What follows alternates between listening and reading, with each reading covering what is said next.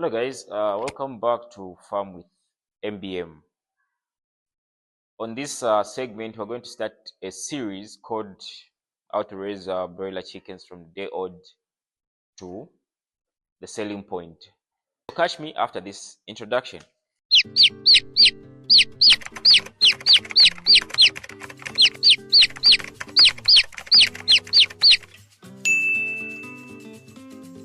Most farmers prepare or get the chicks before they even consider preparing the actual poultry. But with poultry farming, the success starts with a well prepared poultry. In order for the growth to be fast and good, the poultry need to be prepared perfectly for the day old chicks to come in and start thriving. So today we're going to show you how we prepare the poultry before we even get stock. As you can see or tell, this is an empty poultry. We're going to make sure that we run you through on how to make the brooder, on how to disinfect, and all that. Journey starts now. This is in the poultry we are considering to raise 1.5 beds in it, but we're not starting at 1.5 because at the end of the day, you can start at 200 and keep on increasing the cycle, keep on increasing the numbers. You don't need to do it at once. Consistency in supplying is key when it comes to poultry farming. So that's the chain we're trying to build at MBM uh, Farm. We're trying to build that consistency where we don't lack stock. When someone wants, we're able to supply at any time. So the consistency starts with gapping the beds. The good number of days you can say, like, I need to have new stock is 3 weeks. 3 weeks, you get in new stock, you have old stock that's already 3 weeks old. So that means that by the time that old stock is 6 weeks, the new stock is 3 weeks, and then you also have another stock coming in at day one. So that means that your cycle continues, or the cycle continues. That's what we're trying to do here. So we're cleaning this poultry for the stock that is coming in the first week of April. And right now we have stock in the other poultry. So we are starting slowly but sure. You don't need to get 500, 1,000 at once. Because that being said, this is the section we're trying to make. This is the section we're going to use for brooding measurement, and this is where the chicks are going to be. There's a small window. You can tell there was a door that side. We removed it, put it there, where we even have added a disinfecting pool. So as you walk in, you step into this, and then you come into the poultry. There was a door there, so there we didn't close it. First time we didn't close it. Reason being, we'll be using it as ventilation, because when it's hot, these things really do have heat stress. So you need to make sure that you have enough windows and ventilation in order to reduce heat stress, death related cases. So right now we're going to use a stronger disinfectant. Reason being is that in this poultry we used to have village chickens.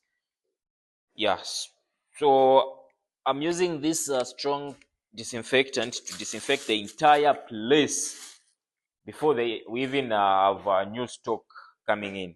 The disinfectant I'm using to disinfect the entire poultry. This poultry is big, so I couldn't use the actual disinfectant I use. We'll talk about it later. But also this gem guard disinfectant. This one, make sure you use this one when you don't have stock in, you don't have any chicks in the poultry, and I recommend you use it a week prior you getting the actual stock. Yes, that will allow the scent and it to just settle nicely before you even bring in stock. Do not use this a day before, 2 days before the stock is in. That's why I'm using this today, because I'm expecting my stock uh the next 1 or 2 weeks. Yeah, I have a week in between, so I'm expecting stock the first week of April. So the other week, that's when the stock is in. So make sure before you even consider using this, make sure that there's at least enough time before stock comes in. So I'm going to mix this with water, then start pouring into the poultry, and then we clean it. We're going to sweep, clean, pour everywhere, because there were village chickens in this poultry. So we're trying to make sure that if there were any other infectious diseases in here, we get rid of them. And from there, I think day 2 or 3 will now use viral kill. Viral kill is the best disinfectant. We'll talk about it, why viral kill is the best disinfectant for poultry farmers, in another segment. But for now, let's start disinfecting this poultry. So right now we're going to now mix the water with the disinfectant. So this one, I'm going to use at least excess.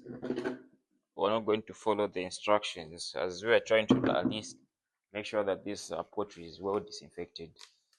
So these ones we're going to just yeah, I think this is good enough to start with.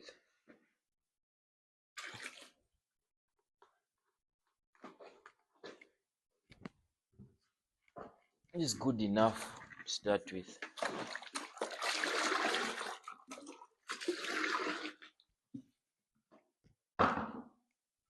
We're going to bath the poultry. Going to bath the poultry. Remember, we used to keep village chickens in here. This is not how you normally disinfect. No, you spray and all that, but at this point, I just don't want to leave room for anything. No, I just want to make sure that the poultry has been disinfected nicely. That's why I'm doing this a week before we even have stock. And the other good disinfectant you can use is poultry lime. Yeah. I'm maybe on this side because this is where the day-old chickens or chicks are coming. This is where we're going to make the brooder and all that. So this side really needs to be well disinfected.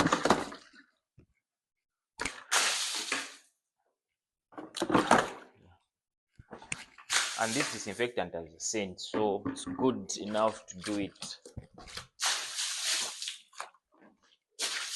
a week before my chicks are in. So right now we're just using manual pouring of water and all that, but when using a viral kill, we'll surely spray perfectly. So this time I'm just trying to make sure that we cover enough surface and the floor also. So we're going to pour on the floor now, and then we start sweeping the water to the other end, the drainage. That'll be perfect. The other thing you don't need to have is that in the poultry, but we have it. So by the time the chicks are in, I think we'll definitely have removed it.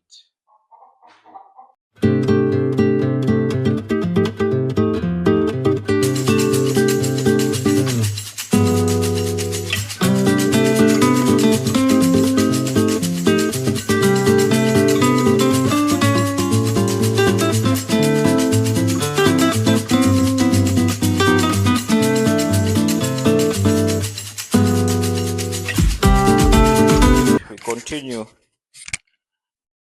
pouring disinfectant.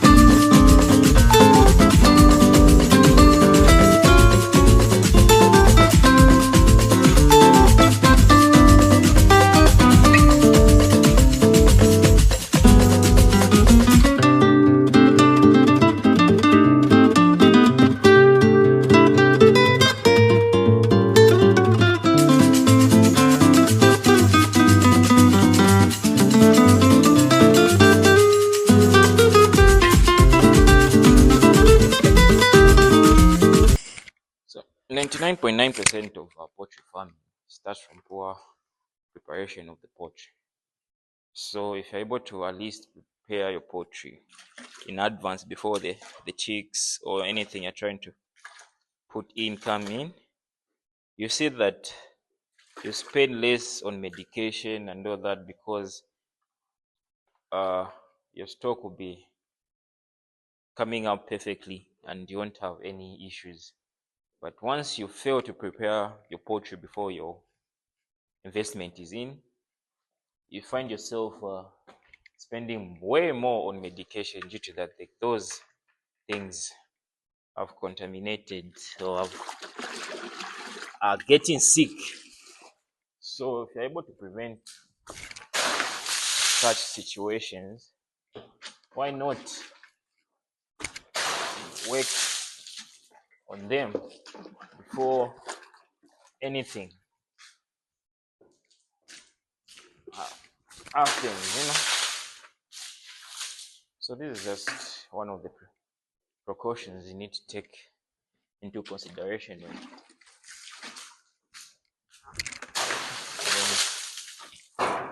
when you're getting stock. Prepare your poultry no matter what. Don't say no, it will be done a day before, or on even the actual day when they call you, like, oh, your chicks are ready to be collected. That's when now you leave people preparing your brooders and all that. Wana, you will cry. You will cry. Because those things move. They are stressed, so they need to find a conducive place when they come to relax.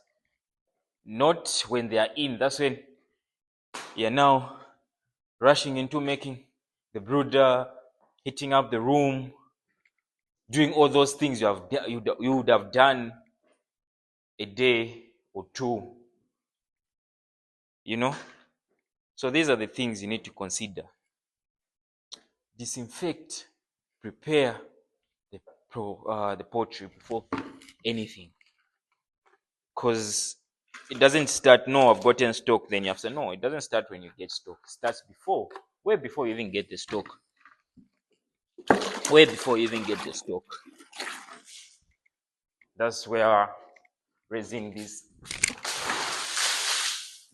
thing starts from, way before you even get the stock.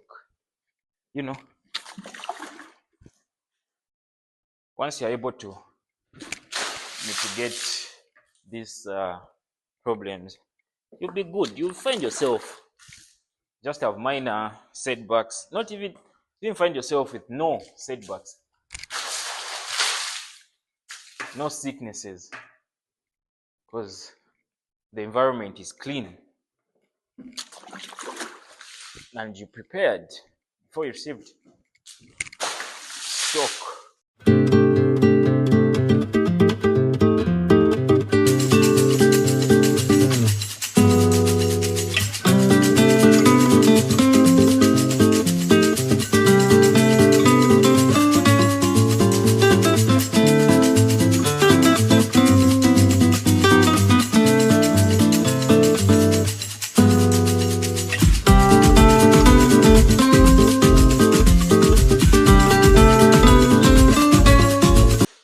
So we have done the first coat of disinfecting the poultry, and then right now we'll just let it dry for like 2 to 3 days. Then I'll come and disinfect